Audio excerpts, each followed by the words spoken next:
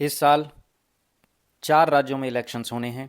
पश्चिम बंगाल, तमिलनाडु, केरल, असम और एक union territory भी है, पुडुचेरी। जो इलेक्शंस होंगे वो चारों राज्य ऐसे हैं कि जहां बीजेपी की बहुत ही टफ फाइट है। और पश्चिम बंगाल, तमिलनाडु और केरल तो ऐसे राज्य हैं जहां बीजेपी या तो वहां आना चाहती है या वहां पर अपनी सीटों को बढ़ाना चाहती है। तो आज हम केरल के बारे में जानेंगे, उसकी राजनीति के बारे में जानेंगे। पहले ये एक बार देख लेते हैं कि कहाँ पर किस दिन इलेक्शंस हो रहे हैं। पश्चिम बंगाल में 23 अप्रैल और 29 अप्रैल को 2 फेजेज में इलेक्शन हो रहे हैं। पहले जो इलेक्शन हुए थे वो 8 फेज में हुए थे, लेकिन इस बार सिर्फ 2 फेजेज में इलेक्शन है और 294 टोटल सीट्स हैं।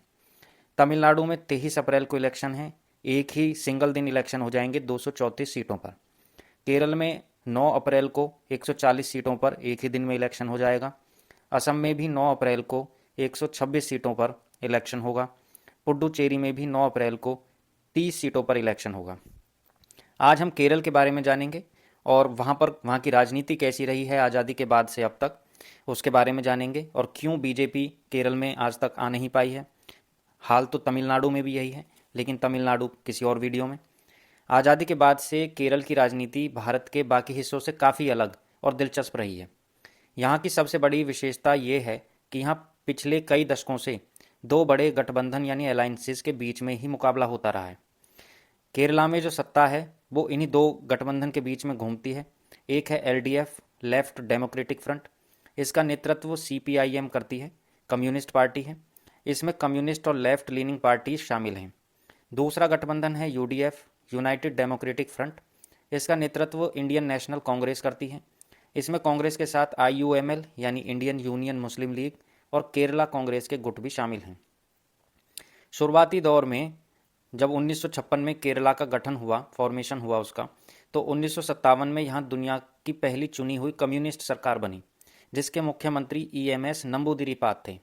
उन्होंने बड़े पैमाने पर यहाँ लैंड रिफॉर्म्स किए, जिसने केरल की राजनीति की बुनियाद रखी। ईएमएस नंबूदिरीपाद ऐसे व्यक्ति थे कि जिनको फिर इमरजेंसी लगाकर उनको हटाना पड़ा। उस वक्त नेहरू जी की सरकार थी। पूरे भारत में, केंद्र में भी और राज्यों में भी कांग्रेस की ही सरकार थी और नेहरू जी कांग्रेस के लीडर थे। लेकिन केरल में कम्युनिस्ट पार्टी की सरकार बन गई ईएमएस नंबूदिरीपाद के नेतृत्व में, और उसमें उनको हटाया गया इमरजेंसी लगा के, आर्टिकल 356 लगा के, प्रेसिडेंट रूल का इस्तेमाल करके। यहाँ पे पॉलिटिक्स 1980 से लेकर 2016 तक ऐसी रही है कि हर 5 साल में जनता सरकार बदल देती थी। एक बार एलडीएफ आती तो अगली बार यूडीएफ। लेकिन 2021 में पिनाराई विजयन ने इस रिवाज को तोड़ दिया और लगातार दूसरी बार एलडीएफ की यहाँ पे सरकार बनी। अगर हम यहाँ पर सीपीआईएम और कांग्रेस के मुख्य नेताओं को देखें, चीफ मिनिस्टर्स को देखें, तो सबसे पहले सीपीआईएम से ईएमएस नंबूदिरीपाद, कांग्रेस से एक फेमस जो यहाँ के चीफ मिनिस्टर बने के करुणाकरन, फिर कांग्रेस से आए ए के एंटनी, ओमन चंडी भी कांग्रेस से ही थे, फिर वीएस अच्युतानंदन वो सीपीआईएम से थे, और अब जो करंट चीफ मिनिस्टर हैं पिनाराई विजयन, वो भी सीपीआईएम से हैं। ये तो पता ही है कि केरल में लिटरेसी रेट ज़्यादा है, अवेयरनेस ज़्यादा है, यहाँ के लोग राजनीति को लेकर बहुत जागरूक हैं, इसलिए यहाँ की सरकारों पर हमेशा बेहतर काम करने का दबाव रहता है। दूसरा, राजनीति का फोकस हमेशा एजुकेशन और हेल्थ केयर पर रहा है, जिसे केरला मॉडल भी कहा जाता है। यहाँ बिना गठबंधन के चुनाव जीतना लगभग नामुमकिन है। छोटी पार्टीज जैसे आईयूएमएल या केरला कांग्रेस किंग मेकर की भूमिका निभाती हैं। पिछले कुछ सालों में बीजेपी ने भी अपनी उपस्थिति दर्ज कराई है, हालांकि अभी तक वो एलडीएफ और यूडीएफ का मुकाबला बड़ी ताकत से नहीं कर पाई है और उनके मुकाबले में अभी खुद एक बड़ी ताकत नहीं बन पाई है। केरल में मुख्यतः दो ही, यहाँ का अगर कल्चर देखें, यहाँ की एथनिसिटी देखें, तो यहाँ पे दो ही कम्युनिटीज़ ज़्यादा हैं, एक मुस्लिम्स और एक क्रिश्चियंस।